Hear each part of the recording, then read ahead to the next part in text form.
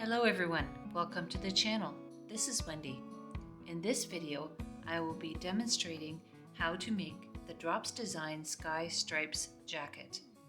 If you are not familiar with Drops Design, they have many beautiful free patterns on their website. But if you are not familiar with reading patterns, it can be pretty intimidating to make one of them. In this video, my purposes are to help you to understand the pattern and to knit this sweater along with you. So the first thing you'll need to do is to print out a copy of the pattern for yourself. I've included the link below in the description. So if you need to, just stop the video right here, go and print out a copy of the pattern for yourself, and then as I explain, have it beside you. If you don't have a copy for yourself, it's not going to make nearly as much sense. This would be a good time to mention that although I have permission from Drops Design to demonstrate making this lovely sweater, I do not have permission to show you the pattern on the video. So you'll need to have your own copy beside you. And I also don't have permission to promote any other yarn than their yarns, so I won't be telling you exactly which yarn I'm using today.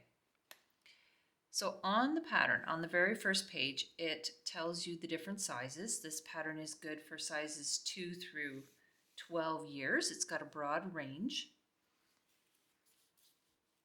On the second page, it gives you the measurements of the child for the chest measurement, right, and the full length of the sweater. The next thing it talks about is the materials. And this is where a lot of people get confused because Drops Design uses yarn groups. And it says on this pattern to use a yarn group B. Now that's a DK yarn. How would you know? Well, it says the knitting gauge on here is 21 stitches and 28 rows. So I'm going to be using, instead of a white and blue yarn, I'm going to be using this number 3 or DK weight yarn. And it's a self-striping yarn, but I'm going to create the striping effect by starting at 2 different color points in the yarn. So I'll get the stripes, they'll just be a little more random. But this yarn, I just cut out the label here to show you. This one gets 22 stitches and 30 rows with 4mm needles. Whereas the pattern calls for 21 stitches and 28 rows. So this is getting pretty close. So I knit up a gauge swatch. I know that I knit usually a little bit looser than what they call for on the label, and I got very close to the 21 stitches in 4 inches and 28 rows in 4 inches. So it really is important to make a gauge swatch to make sure that your knitting style matches what the pattern is calling for. On the website, it gives more explanation of all the yarn groups, so A, B, C, and so on, and it will help you to figure out which yarn you need for your pattern. But in this case, yarn group B is a number 3 or DK weight yarn. So that's what you'll need. And it tells you that you need 100 grams of one color and 50 grams of the other color for the second size, which is a size 3/4, which is what I'm going to be making in this sample today. You will also need some circular needles in a 3mm size and a 4mm size, unless you had to adjust that a little bit to get the right gauge. So if you found that your knitting was too loose with a 4mm, you might go down to a 3.75. If it was too tight, you might go up to a 4.25. Then do another sample and make sure that you're getting the right gauge. With any knitting pattern, the most important rule is to read the whole pattern through before you begin. And that's especially important with this pattern. There are a number of notes at the beginning that explain how the stripes are going to work, the increases, the decreases, and so on. It's important to take the time to read through it and make sure that you understand how the different elements of the sweater work before you begin. There are a number of points in the pattern where it's going to give you a series of numbers, and those numbers relate to the sizes. So for example, when it talks about making the yoke, it says that you should have 95, 97, 103, and so on stitches at this point in the project, and that relates to the sizes. So if you're making the size 3/4, you should have 97 stitches at that point. So as you're reading your pattern all the way through, make sure you have your highlighter in hand and highlight all the sizes that relate to your size that you want to make. So I'm making the size 3/4, and I've highlighted the second number in each series or each group of numbers that are all separated by dashes. That will help you to keep track of where you are. Also have a pencil on hand to help you sort out some of the instructions and write right on the pattern. We're not going to go through all of the opening notes in the pattern right now. Some of them we'll come back to as we're knitting the sweater because it just makes for so much talking at the beginning, but I'm assuming that you want to understand how this works, and that's why you've joined me on this video. The first note talks about stripes and pattern, and it says to work the piece in pattern A1, A2, and A3, and at the same time work the stripes. Now, what on earth does that mean? Well, the A1, 2, and 3 refers to the charts that are on the last page of the pattern. I'm not going to display the pattern on the screen, as I said, but I have a sample here of a chart. And these charts show you how you're going to work your knit and purl stitches. There's a legend right on the page. The empty boxes stand for stitches that are knit on the right side or the outside of the sweater and purled on the other side, the wrong side or the back side of the sweater. The circles or the dots are purled on the right side and knit on the wrong side. So you can imagine if you have a chart that's just blank like this, it's all empty squares, they're all going to be knit on the front and purled on the back. So that's going to be your stockinette stitch, right? And that's if you're going back and forth. So this is going to be row 1, row 2, row 3, and so on. So on row 1, reading from right to left, you're going to purl and then knit, and then you're going to repeat purl, knit, all the way around the sweater. So that's what it's asking you to do. It's a repeat. When you're coming back on the other side, you're going to purl every stitch, because remember, these are purl on the reverse side. So on the first row, you're going to purl, knit across. On the coming back row, you'll purl every stitch. Then on row 3, which again is a front side row or a right side row, purl, knit all the way across. Now it might say do this chart for 30 stitches and then do another chart for 5 stitches. So you have to keep an eye on which chart you're doing at which point. Now what if we're going in the round? Because on the sweater we're going to be working the sleeves in the round and switching rows at the end of each round. So in that case, we're going to, if we were working this chart, we would do a purl, knit for row 1. Then at the end of the round, we would switch to knitting all the way around, knit every stitch, or knit for as many as it says, then switch to another chart. The next round would be the third round, and we do purl, knit, and so on.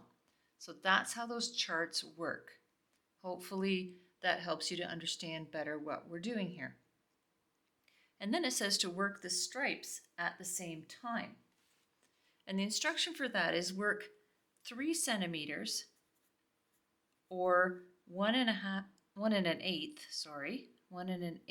inches in the blue, okay? And then after that, work 2 centimeters or 3/4 of an inch in white. And you're going to repeat that. So it's a wider blue stripe than a white stripe. You can see that on the photo. Now that might seem very straightforward, 3 centimeters of blue and 2 centimeters of white. That makes 5 centimeters, and we can just switch it around. The problem is that when I think about my sample that I made, I got 28 rows in 10 centimeters or 4 inches. So if I take half of that to get my 5 centimeters, I've got 14 rows in 5 centimeters. 14 divided by 5 is 2.8 rows in a centimeter times the 3 centimeters, let's say for the blue, is 8.4 blue rows. Well, of course, that's not going to work. So we need to figure out how many blue rows and how many white rows we're going to use. In my case, I'm going to do 8 blue rows followed by 6 white rows. That will get me to the 14 that I need. And I think that we understand enough of the pattern now to get started. So we're going to go to the 3rd page where the pattern says start the piece here. So that's where the actual knitting starts. Under that it says yoke and body are worked back and forth, top down, work sleeves in the round on double pointed needles. Now I'm actually going to use 2 circulars, but it's your choice. Double pointed will be fine too. So the sweater is worked from the neckline going down. And the button band is worked at the same time. So we'll have to look at the instructions for the buttonholes as well. Under the heading yoke, the first instruction is to cast on your stitches for the neckline. There's a whole series of numbers, so pick the one that goes with your size. For the size 3/4, I have to cast on 92 stitches. And it says including the 5 band stitches in each side of the piece. So the 5 stitches at each end are going to be for the button band. So go ahead and cast on the smaller needle the number of stitches that go with your size, and then come on back and we'll get started. The next sentence says to work 5 band stitches in garter stitch. And the notes at the beginning tell us that garter stitch is knit every row. So what that's telling us is at the beginning of every row, these first 5 stitches are going to be knit, regardless of what we do in the rest of the row. And you can see in the photo that the button band at the front of the sweater is garter stitch all the way down. So knit the first 5.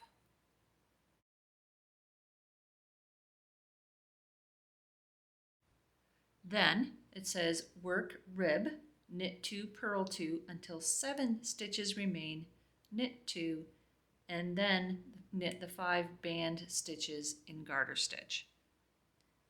So I'm going to knit 2, purl 2 across until I get to the other end, the last 7, then knit 2 and knit 5 more for the button band at the other side. That's the end of the first ribbing row for the neck band. I'm going to turn around and work the other way. The pattern says when the piece measures approximately 3/8 of an inch or 1 centimeter, switch to circular needle size 4 millimeter and decrease for buttonholes. So we can assume that we need to continue for 1 centimeter. The first 5 stitches get knit because those are the button band and they're always worked in garter stitch. It'll be the same thing for the 5 at the other end, and in between we knit the knits and purl the purls to make a ribbing. So my first 2 stitches here have the crossways bumps. I know they're purls, so I'm going to start with 2 purls and then 2 knits and so on. 2 purls, 2 knits all the way across. Then knit the last 5 stitches, and I'll do that for a few more rows until I have about 1 centimeter,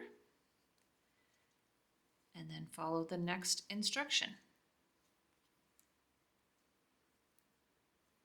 So come back and join me when you have 1 centimeter or 3/8 of an inch of ribbing completed.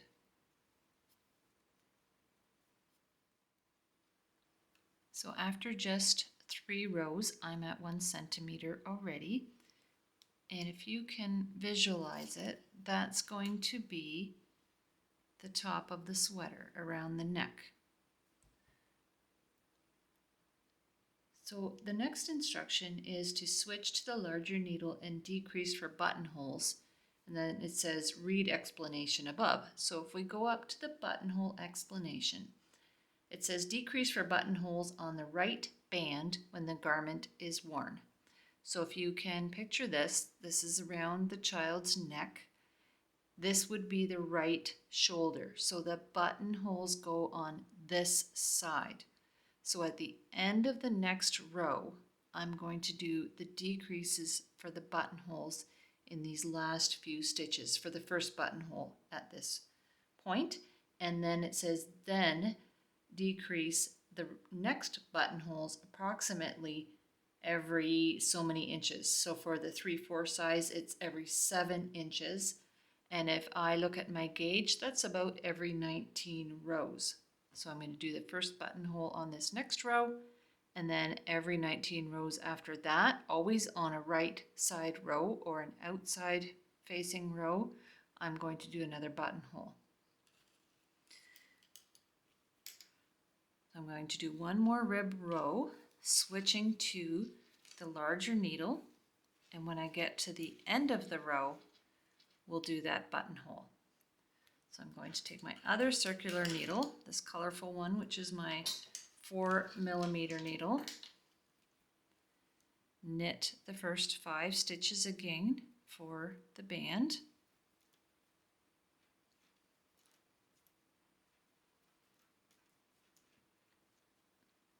and then knit the knits and purl the purls across to continue with the ribbing.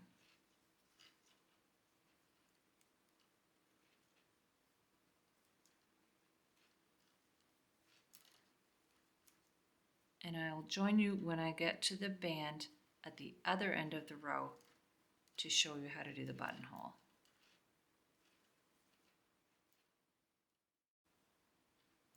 So just to make sure we're both on the same page here, I've got my 4mm needle on my right hand, my 3mm needle on my left hand. After this row, I'll set the 3mm one aside and I'll work back and forth on the 4mm needle.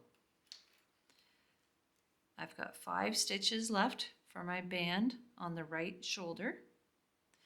And the buttonhole instruction says decrease from the right side, so meaning the outside of the sweater, this is going to be the outside, when 3 stitches remain. So I need to knit 2 because the garter stitch is needed for the band. Then 3 stitches remain. Make 1 yarn over, so wrap around from the back to the front. Knit the next 2 stitches together. So put my needle under 2 of them, which is a little tight because I'm going up in needle size. Take those both off at the same time, then knit the last stitch. Set the 3mm one aside. There we go.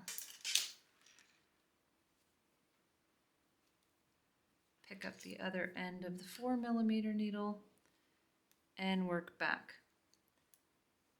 On the next row, reading still under the buttonhole instruction, knit the yarn over to make the hole. So because this is the band, I'm going to knit the first 5 stitches, including that yarn over, and that's what makes the buttonhole. So you can see here, there's a little hole where the button will go. It's as simple as that.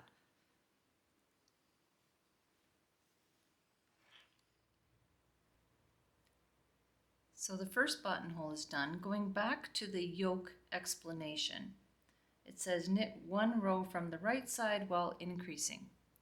Well, I'm not on the right side, I'm still on the wrong side. So I'm going to finish this row, and it doesn't say whether to do it in rib or to start the stockinette. So I'm just going to continue in rib. And that is one of the issues with these drops patterns. They do assume a fair bit of knitting experience and pattern reading experience. And they sometimes leave out some of the details that a beginner might need to understand the pattern.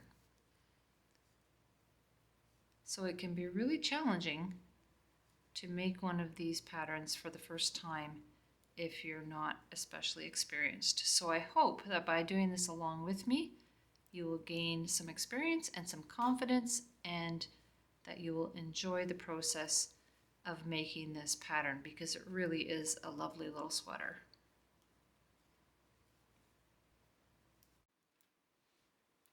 I'm back on the right side, and it says to knit 1 row while increasing. If I go back to the explanations and look at the increase tip on the second page, it says to calculate how to increase, use the total number of stitches on the row minus the bands and divide the stitches by the number of increases. Do not increase over the bands. So if you remember, I started with 92 stitches. I'm going to take away 10, that's 5 on either side for the button band. That leaves me with 82. And it's telling me here, increase evenly for my size 5 stitches. Check your pattern to see how many stitches you need to increase. So if I divide 82 by 5, according to the instructions, that leaves me with 16.4.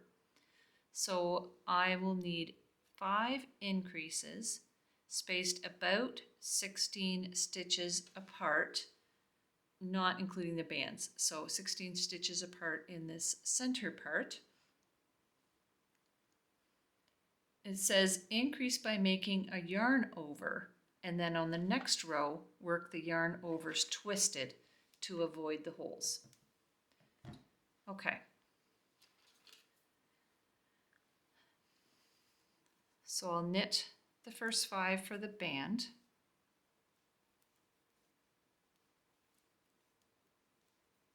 Remember to pull those first 2 stitches a little bit snug so you don't get loose loops along the edge here. Now, 16 stitches apart, I have 5 increases. But if you think about this, if I do 16 and then increase, 16 and increase, 16 and increase, I'm going to end up with 1 increase sort of over here and 1 right at the end. So I'm going to divide that up, and it was 16.4, so I'm going to do 9 stitches.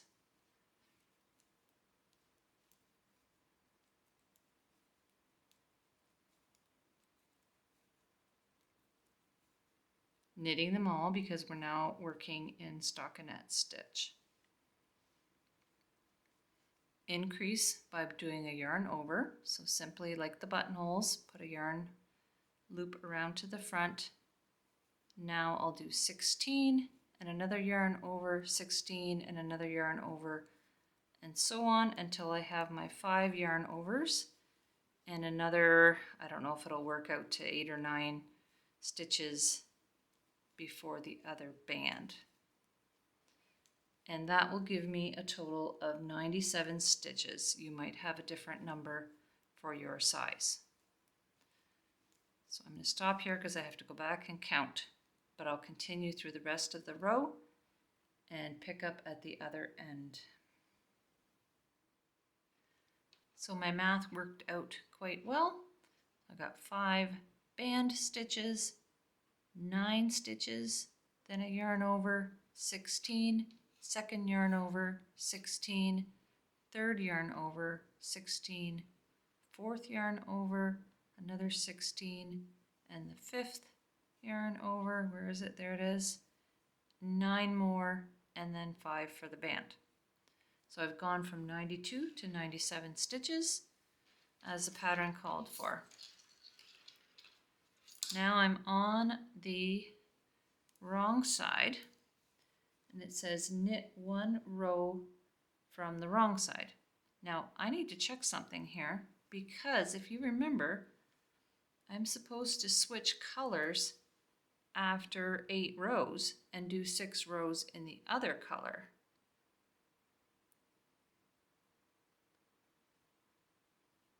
So I've got 7 rows. I need to count the one on my hook in this case because I'm counting colors, not rows. So I've got 1, 2, 3, 4, 5, 6, 7 of the gray rows. After this next row, I'll switch to the other color and do the next 6 rows in the other color. So the first 5 stitches will be knit because it's still the button band.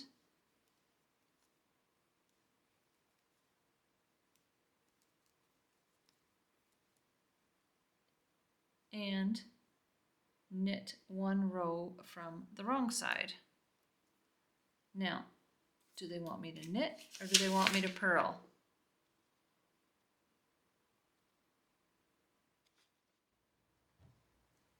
I take back what I said about it being sometimes confusing for beginners, because even as an experienced knitter, I'm a little confused by this instruction. And the reason for that is both knitting and purling are knitting, right? They're different stitches, but they're both knitting. So when it says knit 1 from the wrong side, normally I would think it says knit, but when I look at the picture and when I look at the fact that this is the knit side on the other side, my intuition is telling me that I'm actually supposed to purl this row. So that's what I think, and I'm sticking to it. I think it will work out.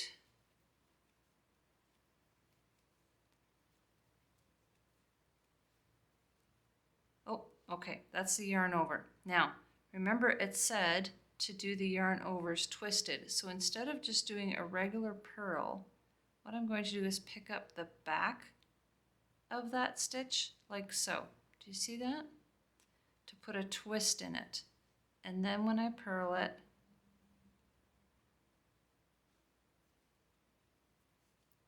it won't have too much of a hole there.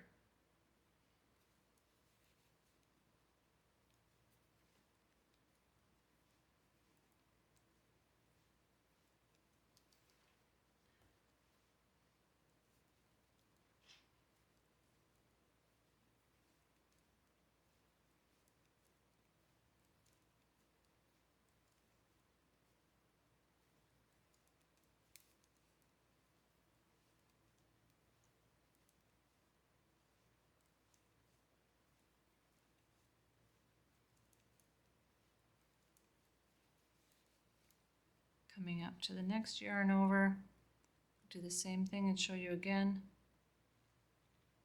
Purl it from the back of the stitch, the back leg, so that it gets a twist in it to help eliminate the hole. We're not making a buttonhole there, we're just making an increase. There are other ways to make an increase, but the pattern says to do it by making a yarn over, so in In this case, I'm going to do what they said. As I mentioned, to follow the stripe pattern, I need to switch colors on this row. So I'm going to go to the other ball and start with that color. Again, knitting the first 5 because of the button band.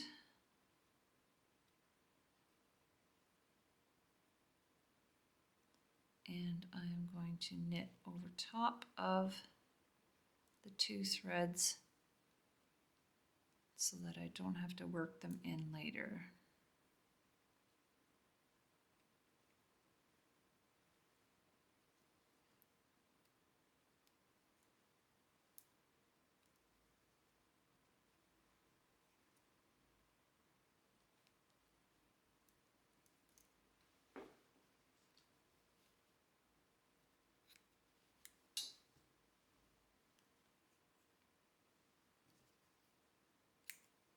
Okay.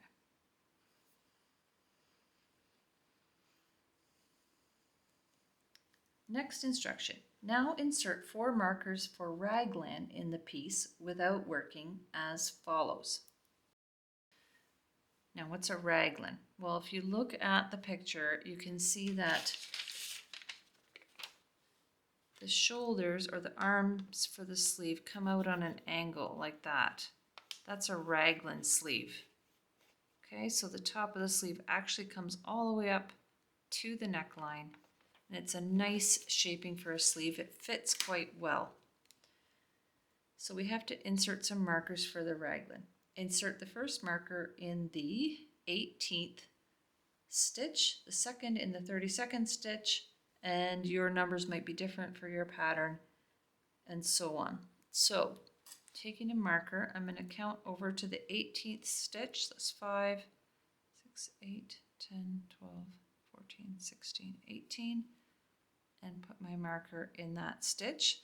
That's going to mark that switch over to the increases for the raglan for the armhole at that point. So I'll put the rest of the markers in as indicated and then come back.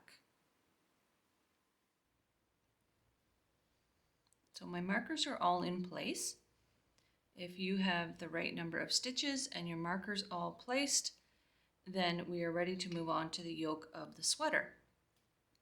Remember, we have to keep track of how many rows we've done to put in the next buttonhole.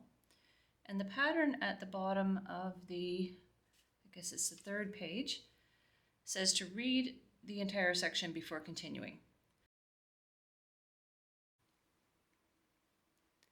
You'll need your charts in front of you as we read this next part of the pattern, because we're going to incorporate the charts to add the texture to the sweater while we're making the raglan increases and while we're switching colors for the stripes. And I have to keep track that after 19 rows I need to make another buttonhole. So there's a number of things going on at the same time, but if you just follow it step by step, it's not as complicated as it seems. So the next section says work 5 band stitches in garter stitch, which I already did. I got ahead of myself a little bit there. Then work A1 over 1 stitch. A1 is stockinette, knit on the right side, purl on the wrong side. So there's my A1. A2 over the next 10, 12, or 14 stitches, depending on your size. I'm doing the second size, so I need to do that over 10 stitches. And A2 chart says to purl 1, knit 1, repeat. So I'll purl 1, knit 1 for 10 stitches.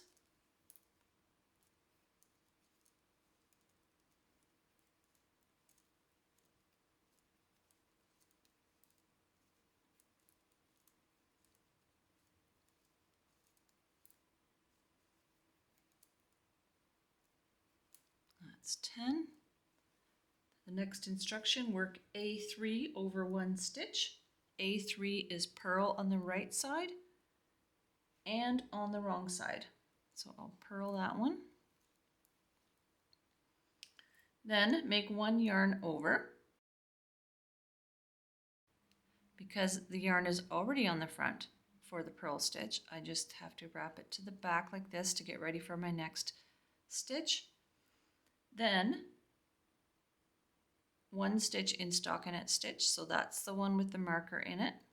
I'll knit that one for stockinette. Then move my marker up into that stitch that I just made, so that I can keep track of it for the next time. Then make 1 yarn over, so this time I'm going to wrap it all the way around.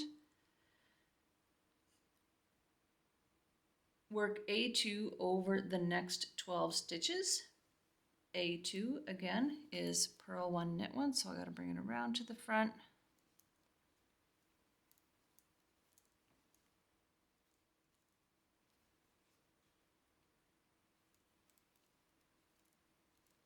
Okay, that's 12, that's the top of the sleeve. Work A3 over 1 stitch. Again, look at your chart. A3 is purl on both sides, so purl that stitch. Yarn over, so bring it to the back, and then work the next stitch in stockinette, which is a knit. Okay, so if I bring my yarn to the back and knit the next stitch, that makes a yarn over. Move that marker up.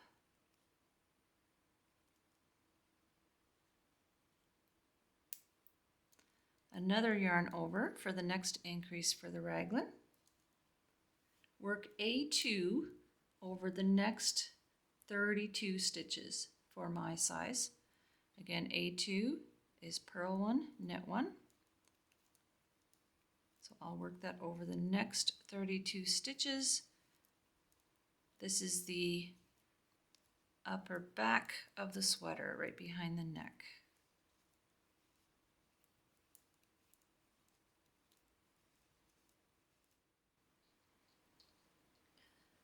After those stitches, I'm moving on to page 4 of the pattern. The next instruction is to work A3 over 1 stitch. So again, that's a purl stitch on the right side and on the wrong side. Make a yarn over and do the next one in stockinette, which is a knit stitch. So bringing my yarn around to the back, knit that one to create a yarn over in between.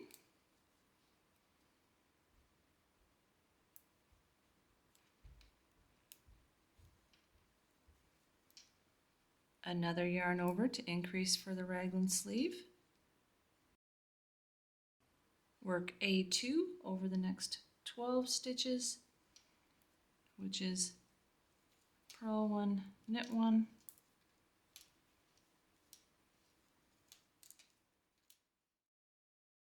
A3 over 1 stitch, so a purl stitch here. Stockinette for the next one with a yarn over in between. Okay, so yarn over, then stockinette like so. So you get that increase for the raglan. Move the marker up. You could also put a marker on either side of that stitch so you can just slip it from needle to needle. I might do that after this row, rather than having to unclip it every time. Yarn over for the other side of the increase. Work A2 over the next 12. So I'm going to bring my yarn back to the front for the next stitch, which is a purl, then a knit.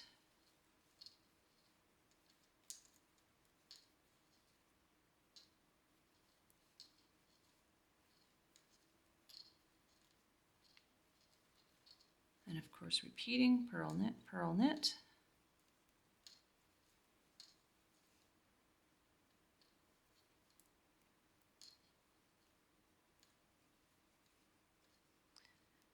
Remembering to keep the 5 band stitches in garter, so here's my last 5. I need 2 more.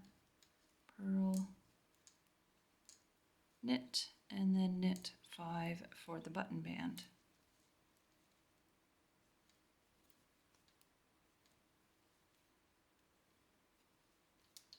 So that's my first row for the raglan increases done. I've increased on either side of each marker, so I have 8 increases. So just double check yours, make sure that you've got that increase on either side of each marker. Working from the wrong side, the 5 band stitches get done again in garter stitch. So knit those 5. And then it says to work the charts across from the back side, but all of the charts are purl on the back side. So I'm just going to purl all the way across and then do my 5 knit at the other end.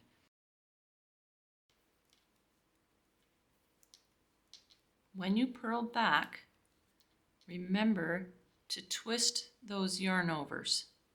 So pick them up from the back leg of the stitch so that you don't create a hole with your yarn over.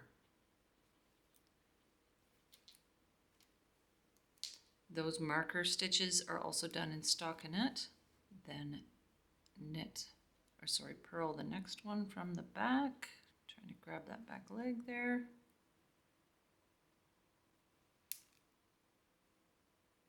Oh my goodness, there we go. Sometimes it just fights you. Okay.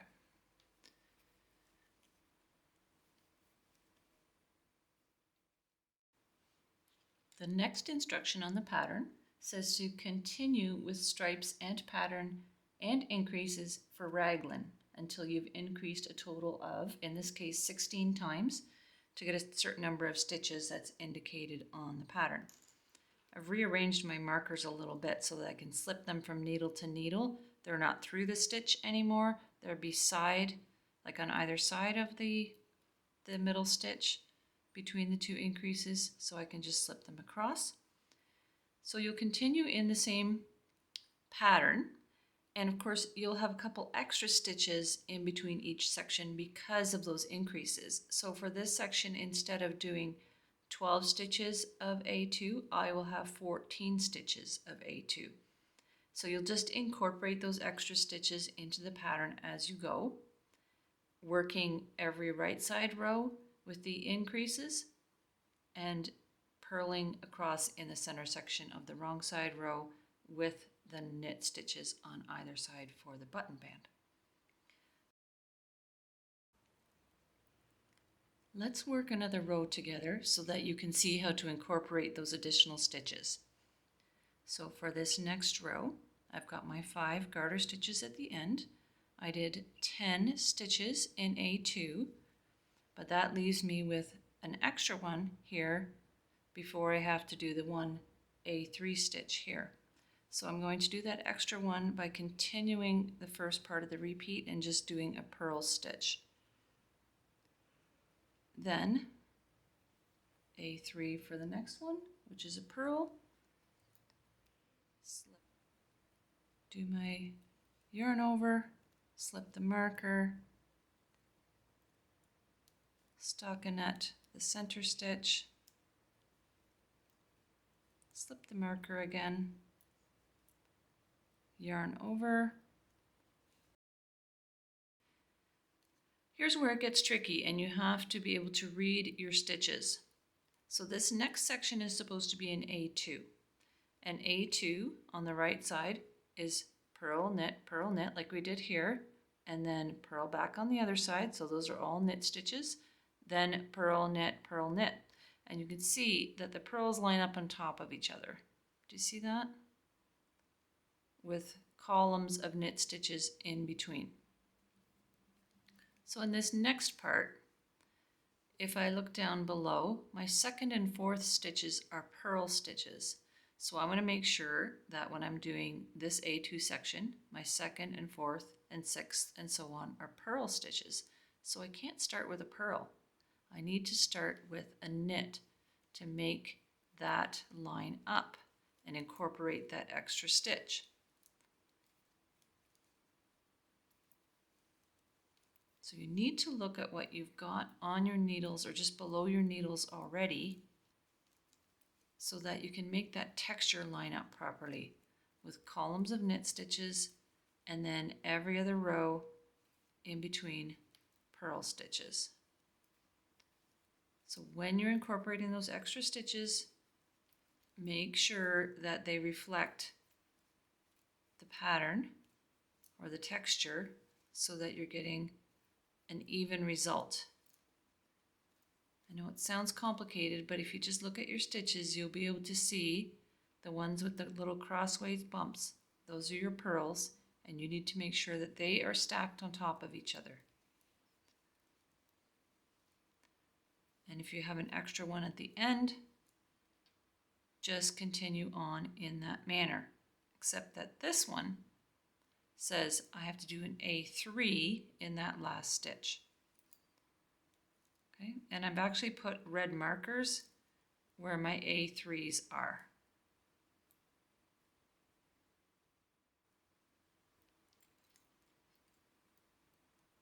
So just to recap, I did A2 over 14 stitches in this section, whereas I did 12 in the first right side row. Then an A3, then slip the markers, yarn over and knit the in-between stitch, slip the marker, yarn over, and work A2 again in this center section, looking to see where my purl stitches need to go. So if I look down below, I've got a purl stitch in the second and fourth stitch again. So I need to start with a knit.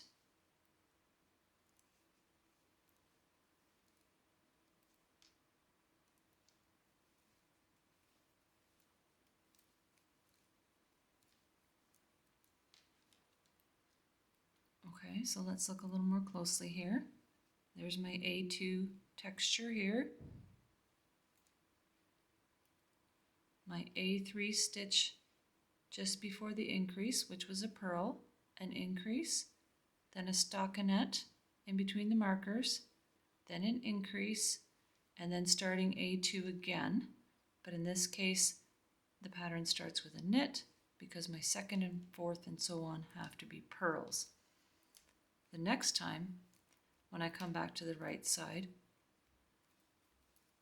I'll have an extra stitch again because of the increase, and I'll have to incorporate that into the pattern.